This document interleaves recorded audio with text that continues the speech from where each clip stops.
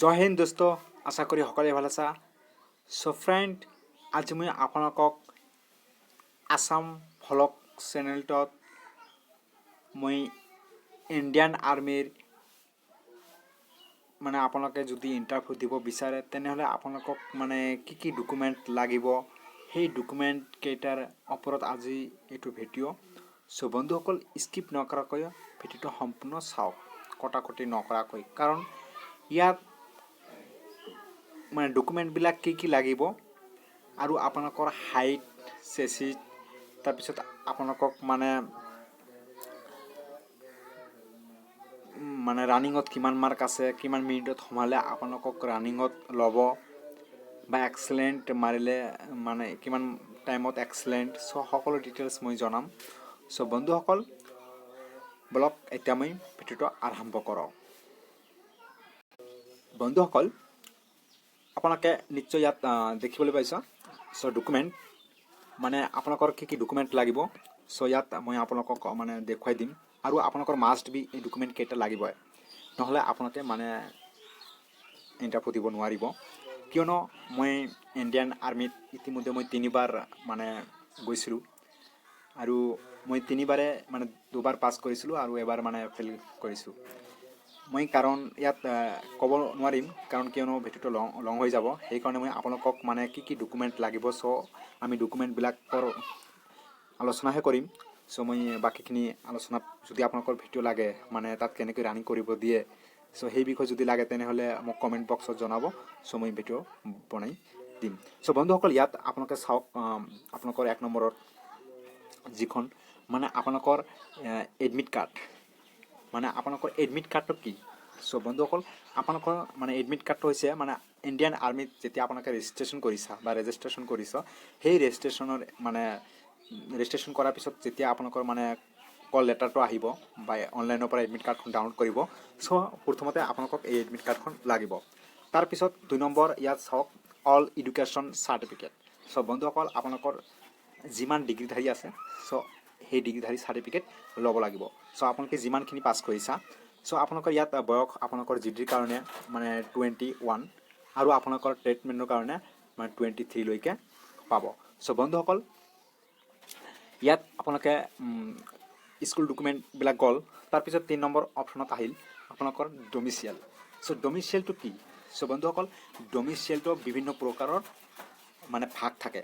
চ' domicile থাকে education লেভেলত থাকে। তাৰপিছত ডিফেন্সত আপোনালোকে যদি ডিফেন্সত ইণ্টাৰভিউ দিব বিচাৰে তেনেহ'লে সেইখিনি এটা ছাবজেক্টত থাকে। বিভিন্ন প্ৰকাৰৰ ডমিচিয়েল থাকে। চ' এডুকেশ্যন ক্ষেত্ৰত গ'লে আপোনালোকে যদি এডুকেশ্যন বুজিব পাৰিছা, এডুকেশ্যনৰ ক্ষেত্ৰত লাগে। তাৰপিছত ডমিচিয়েল লাগে, আৰু আপোনালোকৰ ডিফেন্সৰ কাৰণে যদি আপোনালোকে ডিফেন্সত মাথা মাৰি আছা বা ডিফেন্সৰ চাকৰি ল'ম বুলি ভাবি আছা, তেনেহ'লে আপোনালোকক মাষ্ট বি এই ডমিচিয়েল চাৰ্টিফিকেটটো লাগিব। তাৰপিছত আপোনালোকৰ 4 নম্বৰ দিয়া আছে কাষ্ট চাৰ্টিফিকেট। চ' আপোনালোকৰ যিখিনি যিজনে যি কাষ্টৰ হয়, ধৰক OBC, ST, চ' এইবিলাক কাষ্টত চাৰ্টিফিকেট লাগিব। তাৰপিছত ৰিলিজন চাৰ্টিফিকেট। চ' ৰিলিজন চাৰ্টিফিকেট লাগিব। এইটো আপোনালোকৰ ইমান হেৰি নহয়, চাৰ্টিফিকেটটো মাষ্ট বি লাগিবই, এইটো কথা নহয়। চ' এইটো নহ'লেও চলিব। তাৰপিছত আপোনালোকৰ স্কুল কেৰেক্টাৰ চাৰ্টিফিকেটটো লাগিব। স্কুল কেৰেক্টাৰ চাৰ্টিফিকেট এইটো মাষ্ট বি লাগিব। তাৰপিছত আপোনালোকক কেৰেক্টাৰ চাৰ্টিফিকেট, এই কেৰেক্টাৰ চাৰ্টিফিকেটক কি কয় কোনোবাই বুজিব নোৱাৰে। চ' মই কেৰেক্টাৰ চাৰ্টিফিকেটৰ ওপৰত মই অকণমান কৈছোঁ। চ' এইটো আপোনালোকক যিখন আপোনালোকৰ জিলা হয়, জিলাৰ আপোনালোকৰ যিখন থানা হয়, থানাৰ পৰা এই কেৰেক্টাৰ চাৰ্টিফিকেটটো ল'ব লাগে। আপোনালোকৰ কিবা বেকগ্ৰাউণ্ডত কিবা কেছ আছে না কিবা কি আছে, সেইখিনি তথ্য জানিবলৈ এই কেৰেক্টাৰ চাৰ্টিফিকেটটো ল'ব লাগে। তাৰপিছত আনমেৰিড, আপুনি কি বিয়া পাতিছা নে পতা নাই, চ' সেইখিনি চাৰ্টিফিকেট আপোনালোকৰ এইখিনি চাৰ্টিফিকেট ক'ত পাব। চ' বন্ধুসকল, আপোনালোকৰ যিখন GP প্ৰেচিডেণ্ট ছেক্ৰেটাৰী হয়, চ' তাৰ পৰা এই চাৰ্টিফিকেটটো ল'ব লাগিব। তাৰপিছত আপোনালোকৰ বন্ধু বান্ধৱীসকল, আৰু এটা কথা হৈছে কি, আপোনালোকক মাষ্ট বি এইকেইটা ইয়াত 8টা ডকুমেণ্ট বিচাৰিছে।